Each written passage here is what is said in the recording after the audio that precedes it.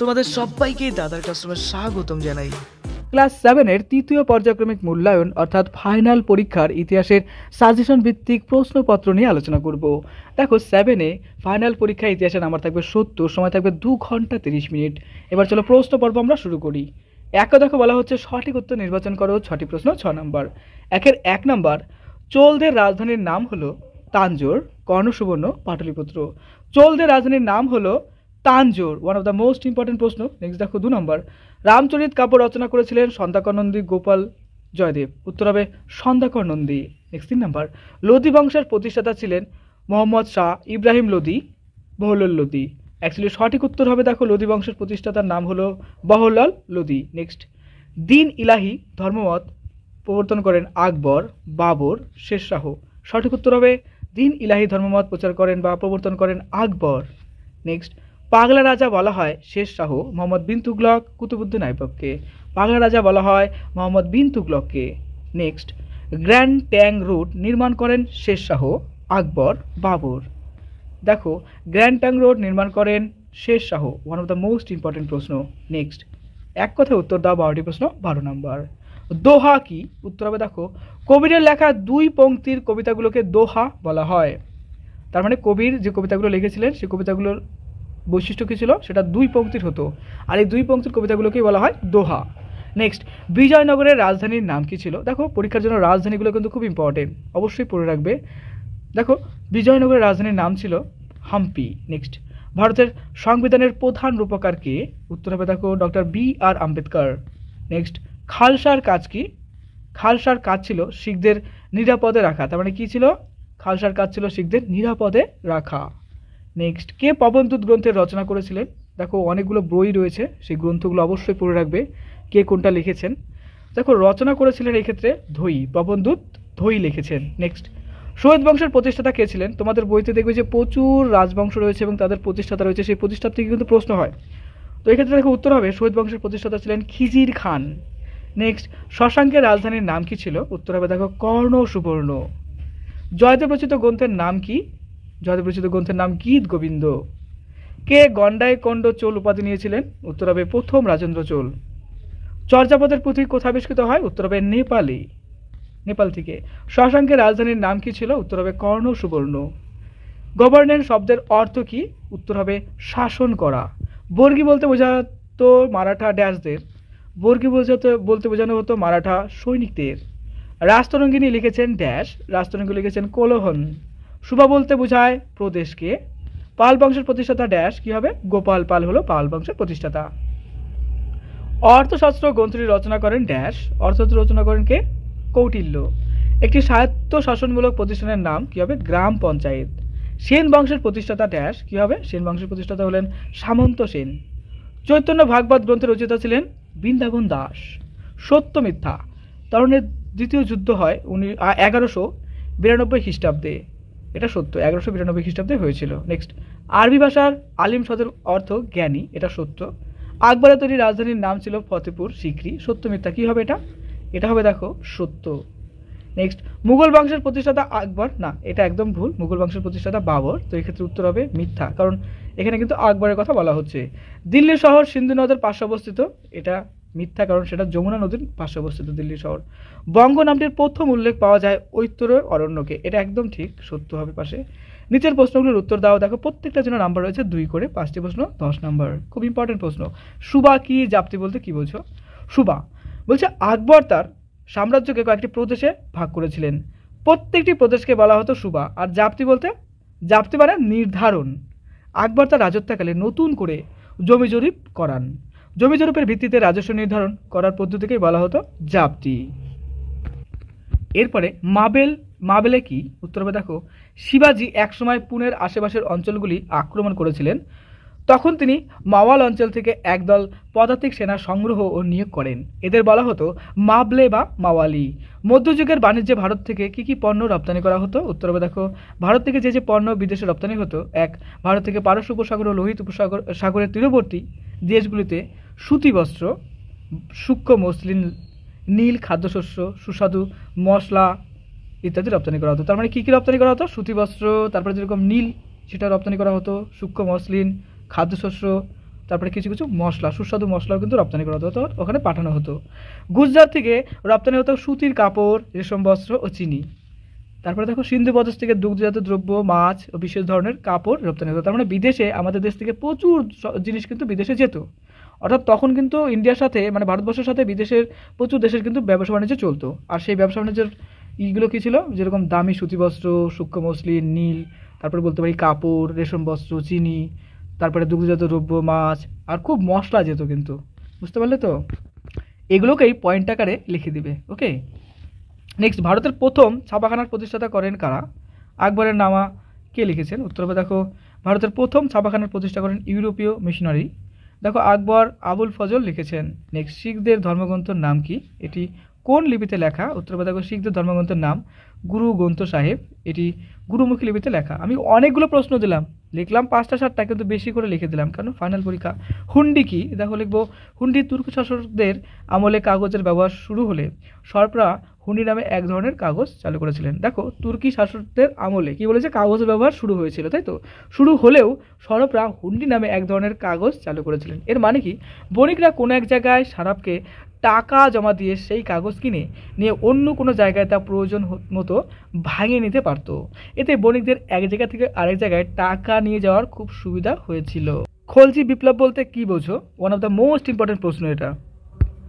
1290 খ্রিস্টাব্দে জালালউদ্দিন ফিরোজ খলজি বলবনের বংশধর ক্ষমতা থেকে সরিয়ে দিয়ে সুলতান হন। এই ঘটনাকে খলজি বিপ্লব বলা হয়। এর ফলে দিল্লিতে ইলবারি তুর্কি অভিজাতদের ক্ষমতা চলে যায়, তার বদলে খলজি তুর্কি ও হিন্দুস্তানিদের ক্ষমতা বেড়ে গিয়েছিল।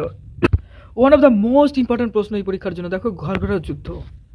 পূর্ব দেখো, ঘরঘরার যুদ্ধ 1529 খ্রিস্টাব্দে হয়েছিল। আফগানদের বিরুদ্ধে বাবর এই যুদ্ধ করেন। আফগানদের সঙ্গে যোগ দিয়েছিলেন বাংলার শাসক নসরত শাহ। এই যুদ্ধে জিতলেও বাবর বিহারের পাকাপাকি অধিকার কায়েম করতে পারেননি। এরপরে দেখো 6এর প্রশ্ন। নিচের প্রশ্নের উত্তর দেওয়া প্রত্যেকের জন্য নাম্বার রয়েছে দেখো 3 করে। 1 নম্বর, মৎস্যান্যায় কি? One of the most important প্রশ্ন। মৎস্যান্যায় বলতে দেশে অরাজকতা বা স্থায়ী রাজার অভাবকে বোঝানো হয়। পুকুরের বড় মাছ যেমন ছোট মাছকে খেয়ে ফেলে, অরাজকতার সময় তেমনি শক্তিশালী লোক দুর্বল লোকের উপর অত্যাচার করে। শশাঙ্কের মৃত্যুর পর খ্রিস্টীয় 7ম শতকের মধ্যভাগ থেকে 8ম শতকের মধ্যভাগ পর্যন্ত 100 বছর ছিল বাংলার ইতিহাসে একটা পরিবর্তনের যুগ। ওই যুগে প্রত্যেক ক্ষত্রিয় সম্ভ্রান্ত লোক বলতে বোঝাচ্ছে কি, যারা সমাজে খুব বিখ্যাত লোক তাদেরকে বলা হয় সম্ভ্রান্ত, অর্থাৎ টাকা পয়সা বা সম্মানের দিক দিয়ে খুব নাম করা, তাদেরকে বলা হয় সম্ভ্রান্ত লোক। ব্রাহ্মণ এবং বণিক ইচ্ছা মতো নিজের এলাকা শাসন করত। বাংলায় কোনো কেন্দ্রীয় শাসক ছিল না। বছর পর বছর এই ব্যবস্থা চলার পরে বাংলার প্রভাবশালী লোকেরা মিলে খ্রিস্টীয় 8ম শতকের মধ্যভাগে গোপাল নামে একজন রাজা নির্বাচন করেন। দেখো আনুমানিক 750 খ্রিস্টাব্দে। ওই সময় থেকে বাংলায় পাল বংশের রাজত্ব শুরু হয়। একটা প্রশ্ন হয়, শর্ট প্রশ্ন, যে পাল বংশের প্রতিষ্ঠাতাকে আমরা বলবো গোপাল পাল। নেক্সট দেখো 2 নম্বর, সুলতান ইলতুৎমিশের সামনে প্রধান যে সমস্যাগুলি ছিল তার মধ্যে 3টি উল্লেখ করো। One of the most important, যেগুলো সব থেকে মোস্ট ইম্পর্টেন্ট সেগুলোই কিন্তু তুলে দিলাম পরীক্ষার জন্য। এগুলো মোস্ট ইম্পর্টেন্ট, প্রত্যেকটা পশ্চিমবঙ্গের প্রত্যেকটা স্কুলের জন্য কিন্তু এই প্রশ্নগুলো ভীষণ ইম্পর্টেন্ট, মন দিয়ে খেয়াল করবে। দেখো প্রথমতই দেখো আমরা প্রশ্নটা আরেকবার দেখে নিই।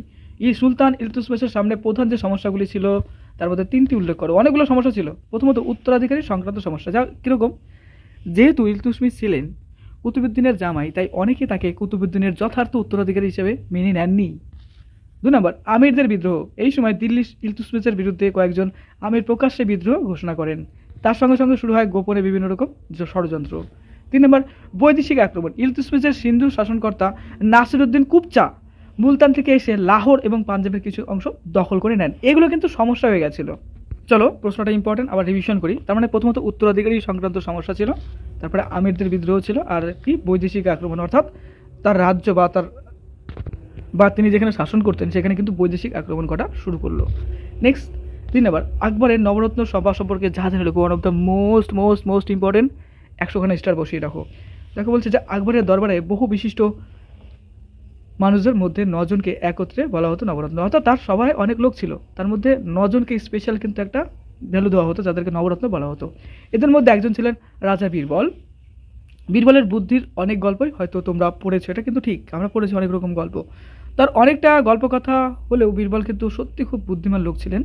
বীরবলের জন্ম হয় মধ্যপ্রদেশের একটি ব্রাহ্মণ পরিবারে। তার নাম ছিল মহেশ দাস। তার বুদ্ধির জোরেই তিনি আকবরের সভায় স্থান পেয়েছিলেন। আকবর তার নাম দেন বীরবল। এখানে বীর এবং বল শব্দগুলি বুদ্ধির জোর বোঝাতে ব্যবহার করা হয়। তাকে রাজা উপাধি দেওয়া হয়। আকবরের সময় তিনি ওয়াজির ই আজম, দেখো ওয়াজির ই আজম এর মানে হচ্ছে প্রধানমন্ত্রী হন। মানে ওয়াজির ই আজম মানে কি প্রধানমন্ত্রী। ওকে, চলো নেক্সট প্রশ্ন করি। 4 নম্বর, আলাউদ্দিন খলজির দিল্লির বাজার দর নিয়ন্ত্রণ করার কারণ কি ছিল? বাজার দর নিয়ন্ত্রণের ক্ষেত্রে কোন কোন বিনিয়মাবলী তিনি পালন করতে বলেছিলেন বা পালন করতে হতো? খুব ভয়ানক নিয়ম, দেখো আমরা পড়বো। আলাউদ্দিন খলজির শাসন ব্যবস্থা ছিল সম্পূর্ণভাবে সামরিক শক্তির উপর নির্ভরশীল, তাই তিনি কম বেতনে বেশি সেনা রাখার জন্য বাজার দর নিয়ন্ত্রণ করেন। তার মানে কি? মানে মানুষের আস্থার থেকে বড় কথা ছিল কি বলতো, সেনাবাহিনী দিয়ে মানুষকে শাসন করা। তুমি এটা মানবে না, বোঝানোর কোনো সিস্টেম নেই, একদম তুমি না মানলে তোমার এই শাস্তিগুলো হবে। একদিকে চিন্তা করলে ভয়ানক কিন্তু, তাই না? দেখো বলেছে নিয়মাবলী, নিয়ম অনুযায়ী প্রত্যেক ব্যক্তিকে নির্দিষ্ট দামে জিনিস বিক্রি করতে হবে। মানে যেটার যা দাম সেটাকে সেই দামে বিক্রি করা হবে, কম বা বেশি নেওয়া যাবে না। অর্থাৎ তুমি খুব বেশি দামে দিবা কাউকে, সেটা হবে না। কিন্তু এটা কিন্তু সিস্টেমটা আমি সব দিক দিয়ে বলবো ভালো না। কেন? দেখো পাহাড়ি অঞ্চলে কোনো একটা জিনিস পাওয়া যাচ্ছে অ্যাভেলেবেল, সেখানে সেই জিনিসটার দাম কম হবে। আবার দেখা যাচ্ছে যে সমতল ভূমিতে কোনো একটা জিনিস অ্যাভেলেবেল পাওয়া যাচ্ছে, সেটা সেখানে কম হবে। কিন্তু ওই সমতল জিনিসটা যদি আমরা পাহাড়ি অঞ্চলে নিয়ে যাই তাহলে তার একটা ক্যারিং কস্ট হবে না? সেই ক্যারিং কস্ট বলতে যাতায়াত খরচা, তো সেটা তো একটা দাম বৃদ্ধি পেতে পারে, তাই কি না? এখনও যদি তুমি বলো যে ভারতবর্ষে সব কিছুর বাজার দর নিয়ন্ত্রণ আছে, বলা সম্ভব না।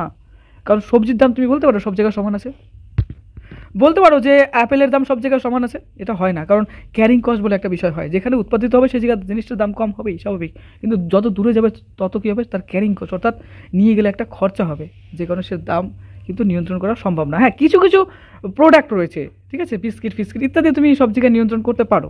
কিন্তু এই যে উৎপাদিত দ্রব্য, হয়তো কাশ্মীরে আপেল ভালো হয়, ঠিক আছে, আমাদের ওয়েস্ট বেঙ্গলে ধান ভালো হয়, তো এক একটা জায়গায় এক একটার দাম এক এক রকম হবে।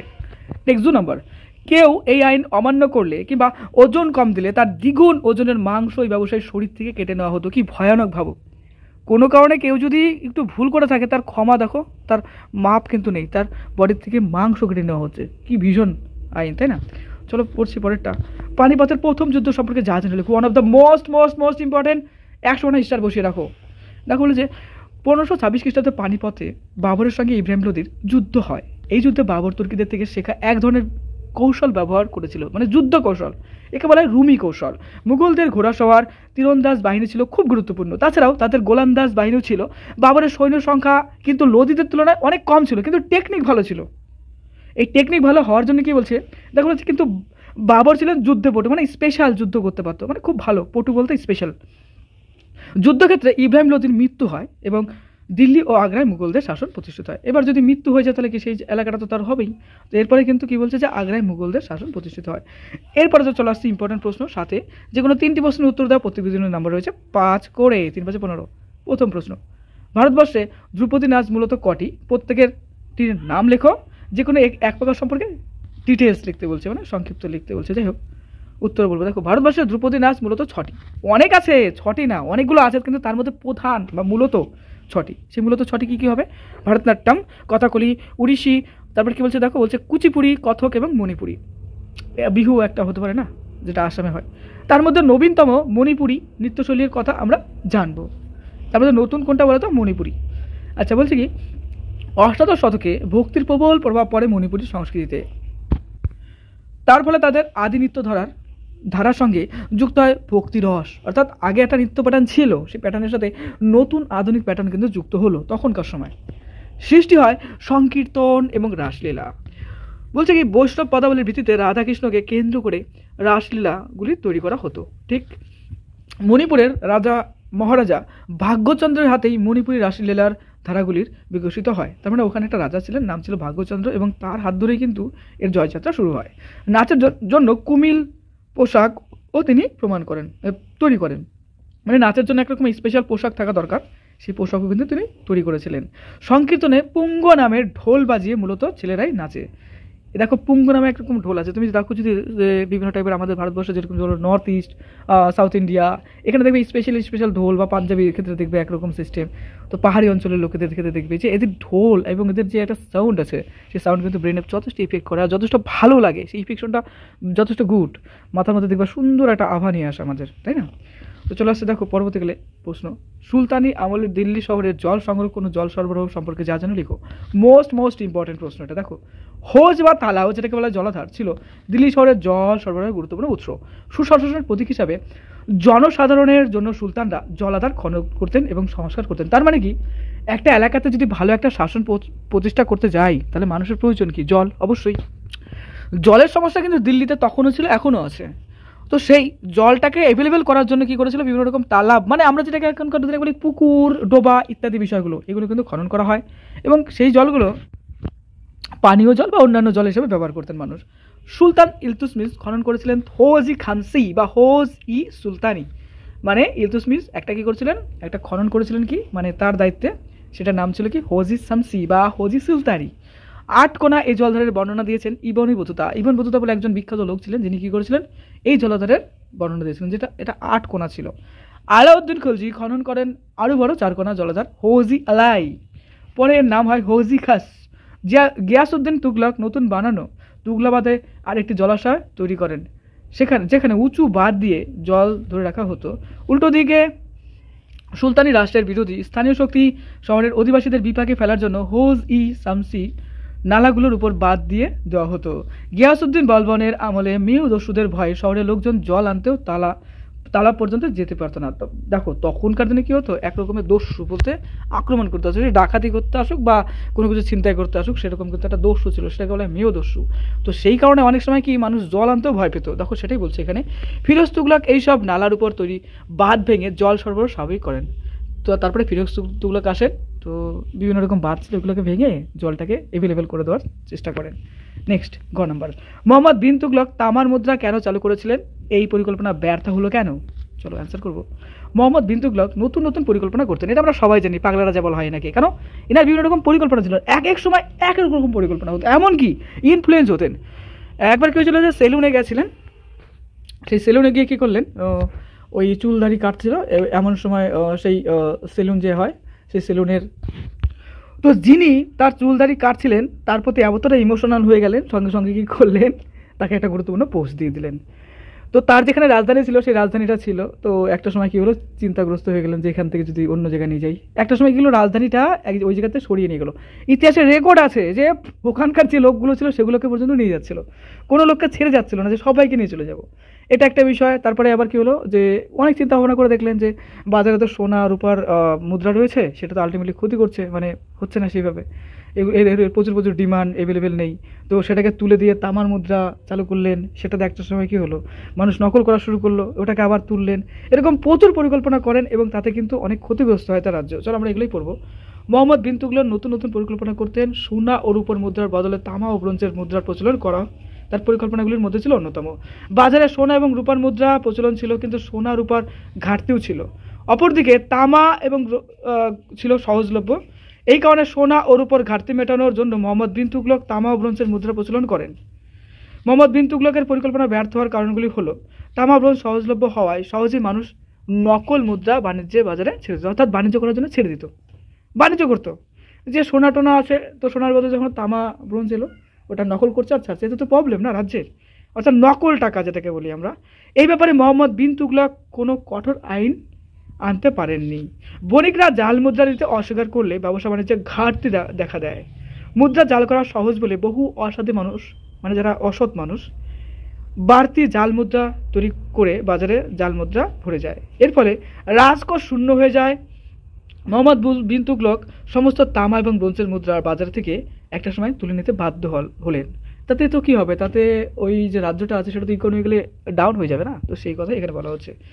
Next one of the most important প্রশ্ন, শের শাহের সংস্কারগুলি সম্পর্কে যা জানো লিখো। দেখো বলেছে, শের শাহের প্রশাসনিক ব্যবস্থা, রাজস্ব ব্যবস্থা ও জনহিতকর কাজের সঙ্গে সুলতান আলাউদ্দিন খিলজি ও সম্রাট আকবরের শাসন ব্যবস্থার অনেকটা মিল ছিল এবং যথেষ্ট ভালো ধরা হয়, কারণ তার যে শাসন ব্যবস্থা অনেকটা কিন্তু ফলপ্রদ ছিল মানুষের জন্য। শাসন পরিচালনা ও রাজস্ব ব্যবস্থায় শের শাহ কিছু সংস্কার করেছিলেন, মানে কিছু পরিবর্তন করেছিলেন তার শাসন ব্যবস্থাটাকে আরও বেশি ভালো করার জন্য।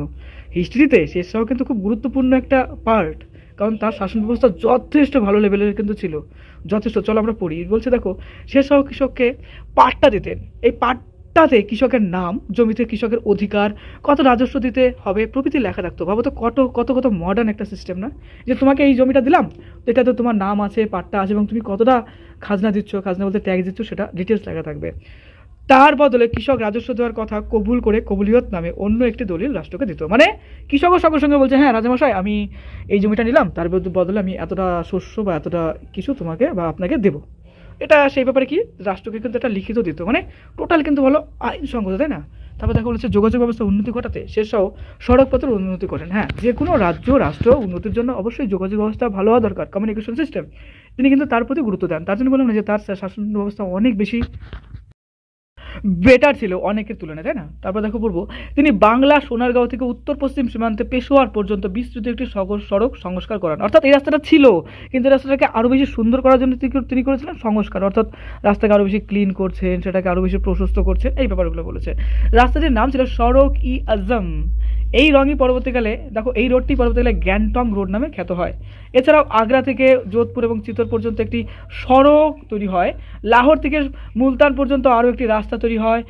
পথিক এবং বণিকদের সুবিধার জন্য পথের ধারে অনেক সরাইখানা তৈরি করেছিলেন। অর্থাৎ পথিকরা এক জায়গা থেকে অন্য জায়গায় যাচ্ছে, তাদের তো বিশ্রাম করতে হবে, সেই বিশ্রামের জন্য কী করছিলেন, বিভিন্ন টাইপের রুমের মতো, মানে ঘর করে দিয়েছিলেন, সেখানে কি তারা রেস্ট করছেন, একে সরাইখানা বলবো আমরা। তারপর শেষ সময় ঘোড়ার মাধ্যমে ডাক যোগাযোগ ব্যবস্থার উন্নতি করেছিলেন। অর্থাৎ ঘোড়ার মাধ্যমে কি এক জায়গার খবর অন্য জায়গায় নিয়ে যাচ্ছে, ডাক ব্যবস্থা যেটাকে বলি, এখনও রয়েছে, তাই না? এখন যদিও ঘোড়ার মাধ্যমে যাচ্ছে না, কিন্তু তখনকার দিনে তো গাড়ি টাড়ি ছিল না যে যাবে, তখন ঘোড়ার মাধ্যমে এক জায়গা থেকে অন্য জায়গায় কমিউনিকেশন হতো। বেশ ভালো একটা সিস্টেম। সেসহ সেনাবাহিনীর উপর নিয়ন্ত্রণ রাখতে দাগ এবং হুলিয়া ব্যবস্থা চালু করেন। মানে সেনাবাহিনী যেগুলো ছিল তাদের তো কন্ট্রোল করতে হবে, সেই কন্ট্রোলের জন্য কী করেছিলেন, দাগ এবং হুলিয়া বলে একরকমের ব্যবস্থা করেছিলেন। যাই হোক, এই ছিল আমাদের ক্লাস 7-এর হিস্ট্রির একটি সাজেশন ভিত্তিক প্রশ্নপত্র নিয়ে আলোচনা। দাদার ক্লাস নতুন হলে অবশ্যই সাবস্ক্রাইব করে দিও, আর ভিডিও কেমন লাগলো অবশ্যই শেয়ার করে দেবে। তো তোমাদের সামনে ফাইনাল পরীক্ষা, তার জন্য আমি একটাই কথা বলবো যে তোমাদের দেখো বই ভিত্তিক সাজেশন দেওয়া আছে প্রত্যেকটা সাবজেক্টের, বিজ্ঞান বলো, ইতিহাস বলো, ভূগোল বলো, বাংলা ব্যাকরণ, তারপর যদি বলি যে প্রবন্ধ লেখা, তারপর যদি বলি যে ইংলিশ, অঙ্ক, A to Z আমি গাইড করেছি। টোটাল লিস্ট তুমি আমার প্লে লিস্টে পেয়ে যাবে, অবশ্যই খেয়াল করো। পরো ক্লাস 7-এর দেখো ফাইনাল এক্সামের প্লে লিস্ট রয়েছে, প্রত্যেকটা সাবজেক্টের ডিটেলস বইভিত্তিক সাজেশন রয়েছে। আমি কেন বইভিত্তিক সাজেশনের উপর গুরুত্ব দিচ্ছি, দেখো এর আগের বছরে প্রচুর স্টুডেন্ট আছে যারা দাদা ক্লাসে নিয়মিত পড়ে, এবং বেশিরভাগ স্টুডেন্ট কিন্তু টপার বলতে স্কুলের ফার্স্ট, সেকেন্ড বা 1 থেকে 10-এর মধ্যে, তারা কিন্তু ম্যাক্সিমাম বইভিত্তিক সাজেশনটাকে ফলো করে, এবং প্রচুর ছেলে মেয়ে যারা পিছনের দিকে রোল নাম্বার ছিল তারা কিন্তু এই সাজেশনগুলো ফলো করে কিন্তু ফার্স্টও হয়েছে। তাই অবশ্যই বলবো বইয়ের যে প্রশ্নগুলো পরীক্ষার জন্য মোস্ট ইম্পর্টেন্ট, তার উপর ভিত্তি করে সাজেশন রয়েছে, বইভিত্তিক সাজেশন, সেটাকে ফলো করো। যাও প্লে লিস্টে যাও, প্রত্যেকটা সাবজেক্ট দাগিয়ে নাও, আর যতবার পারছো রিভিশন করে যাও। পরীক্ষার আগে একটাই কথা হবে, রিভিশন রিভিশন রিভিশন। দাদা ক্লাস নতুন হলে অবশ্যই সাপোর্ট করে দাও, সাবস্ক্রাইব করে দাও। পরীক্ষার জন্য বেস্ট অফ লাক, খুব ভালো থেকো।